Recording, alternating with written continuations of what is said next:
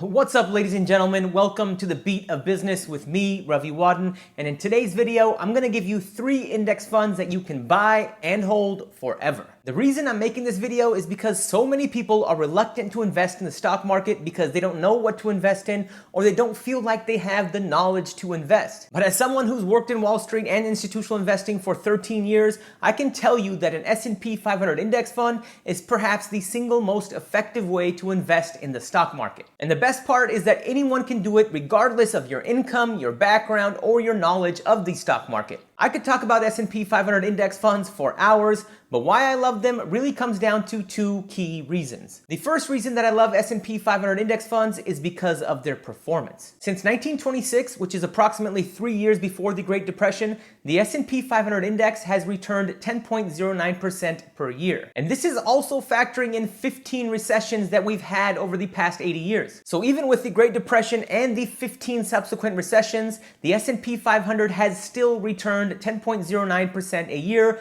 which is incredible. Furthermore, when it comes to performance, in 2021, 80% of actively managed funds underperformed the S&P 500 index. Now, when I say actively managed fund, that means that there is an actual person or investment team buying and selling the stocks with the hopes of outperforming the S&P 500 index. S&P 500 index funds, on the other hand, are passively managed. So no single person is managing the fund. An S&P 500 index fund just mimics the S&P 500 index, which is comprised of the 500 largest companies in America. And because S&P 500 index funds are passively managed, it makes their fees extremely low. And that brings me to the second reason that I love S&P 500 index funds, which is the value that they offer. Honestly, they provide so much bang for your buck. Let me explain. If you're relatively new to investing, there is something called an expense ratio, and every single fund on planet Earth has an expense ratio because nothing is free. Now, the expense ratio on an S&P 500 index fund is 0.03% or 3 basis points. And the average expense ratio on an actively managed large cap fund that aims to outperform the S&P 500 index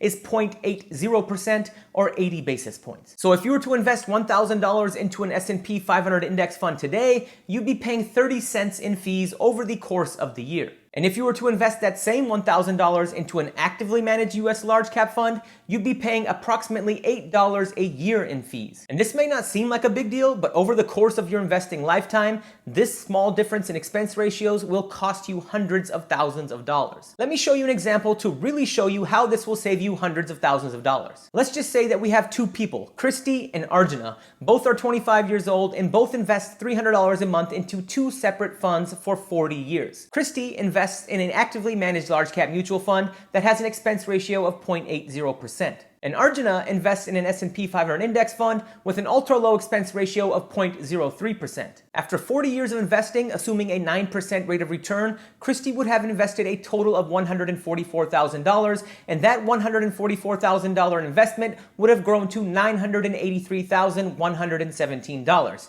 Not bad. Arjuna, on the other hand, invested into an S&P 500 index fund, and over the course of 40 years, invested the same $144,000. Now, assuming the same 9% rate of return, Arjuna's investment would have grown to $1,206,641. This is why expense ratios matter, and don't let anyone tell you otherwise. By simply investing into an S&P 500 index fund, Arjuna had over $200,000 more than Christy, simply because Christy lost over $200,000 to fees. So those are 2 primary reasons why I love investing in index funds: performance and value. And with that said, let's dive into the reason that you're watching this video, and let me give you 3 S&P 500 index funds that you can buy and hold forever. In terms of the structure of this video, what I'll do is I'll give you 3 S&P 500 index funds that you can buy and hold forever, and then at the end of this video, I'll give you my personal favorite. The first S&P 500 index fund on my list is the iShares Core S&P 500 ETF, which trades under ticker symbol IVV. And for those of you that are not familiar with iShares, iShares are a suite of ETFs issued by BlackRock, which is currently the largest asset manager in the world, managing over $10 trillion. IVV has a super low expense ratio of 0.03%. AUM, or assets under management, currently sit at $308.3 billion. And this just means that in aggregate, there are $308 billion invested in this fund, and IVV currently has 503 holdings. And in this context, holdings just means the number of stocks that this ETF holds. In terms of its top 10 holdings, the biggest holdings in IVV IVV are Apple at 7.28%, Microsoft at 6.02%, Amazon at 3.48%, Tesla at 2.2%, and Alphabet at 2.02%. Another way to think of this is if you invested $100 into this fund, $7.28 of that $100 would go to Apple, $6.02 would go to Microsoft, $3.48 would go to Amazon, $2.20 would go to Tesla, and $2.02 would go to Alphabet Class A shares. And this is actually a great time to mention that S&P 500 index funds like IVV and the rest of the index funds in this video are market cap weighted index funds. This means that companies with the highest market cap, which is just a fancy way of saying value, will be the largest holdings in the fund. For example, today, Microsoft is the second largest holding in the fund because it's the second largest company in America based on its market capitalization. However, if Microsoft's share price increased to a point where its market capitalization became larger than Apple's, it would then become the largest position in the fund. And that's what makes S&P 500 index funds so effective. Companies' values are changing every single day and every single month. And as a company's market capitalization increases or decreases, its weight in an S&P 500 index fund also increases or decreases. And the best part is that you are not lifting a finger. All you need to do is buy an S&P 500 index fund, and all of this reshuffling of companies is happening in the background by computers, and that's why it's called a passively managed fund. In terms of performance, IVV has a 10-year total return of 12.91%, which means that if you invested $10,000 into this fund 10 years ago, that $10,000 investment would be worth $33,676 today. Information technology makes up 28.17% of this fund, healthcare makes up 14.17%, consumer discretionary sits at 11.65%, financials make up 10.49%, and communication service companies make up 8.5% of this fund, and the list goes on. And if you're curious how to buy IVV, all you need is a brokerage account at any of the dozens of online brokerages out there like Robinhood or TD Ameritrade, and just type in ticker symbol IVV in the search bar, and you can go ahead and buy as many shares of IVV as your heart desires. The second S&P 500 index fund on my list is the Vanguard S&P 500 index fund, which trades under ticker symbol VOO. Now, for those of you that are not familiar with Vanguard, Vanguard is an investment advisor with about $7 trillion of assets under management. And Vanguard is the pioneer of index funds. In fact, John Bogle, who is the founder of Vanguard, is the person who actually invented the index fund as we know it today. VOO has a super low expense ratio of 0.03%. AUM, or assets under management, currently sit at $709.7 billion, making it the largest S&P 500 index fund ETF in the world. And VOO currently has 503 holdings. VOO's top 10 holdings as of June 30th, 2022 include Apple as the largest holding in the fund at 6.52%, followed by Microsoft at 5.96%, Amazon at 2.88%, Alphabet Class A shares at 2.03%,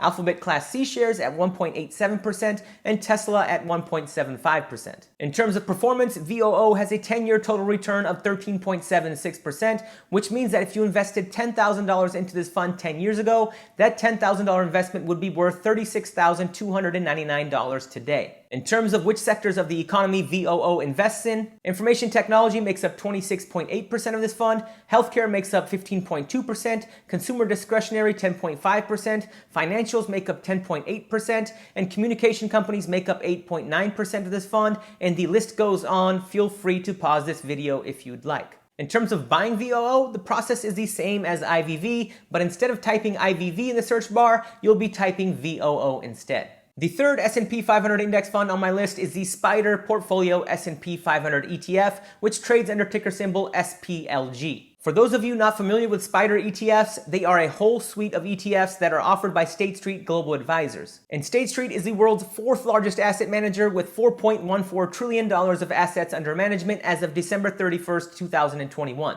SPLG, like the other two ETFs on this list, has a super low expense ratio of 0.03%. AUM, or assets under management, currently sit at $14.7 billion, making it the smallest S&P 500 index fund on this list, and SPLG currently has 503 holdings. The top 10 holdings in SPLG as of August 3rd, 2022 include Apple as the largest position at 7.28%, Microsoft at 6.02%, Amazon at 3.48%, Tesla at 2.21%, 1.7%, and Alphabet Class A and Class C shares at 2.02% and 1.87%. In terms of performance, VOO has a 10-year total return of 12.88%, which means that if you invested $10,000 into this fund 10 years ago, that $10,000 investment would be worth $33,586 today. In terms of which sectors of the economy SPLG invests in, information technology makes up 28.24% of this fund, healthcare makes up 14.21%, consumer discretionary makes up 11.7%,